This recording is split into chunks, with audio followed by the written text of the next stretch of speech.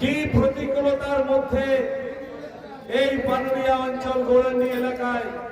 ভারতীয় জনতা পার্টির সংগঠনকে আমাদেরকে আগিয়ে নিয়ে যেতে হয়েছে। আজকে আমি যারা সেই সময়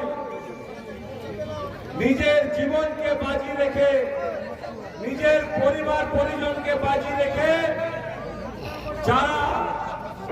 অত্যাচারিত হয়ে দিনের পর দিন মার খেয়ে কেস খেয়ে জেল খেটে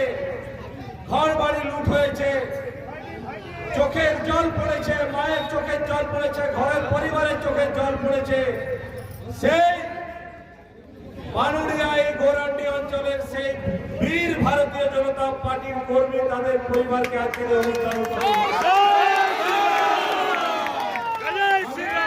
পরিবারগুলো এবং সেই বিজেপি কর্মীদেরকে নত মস্তকে আপনাদেরকে প্রণাম।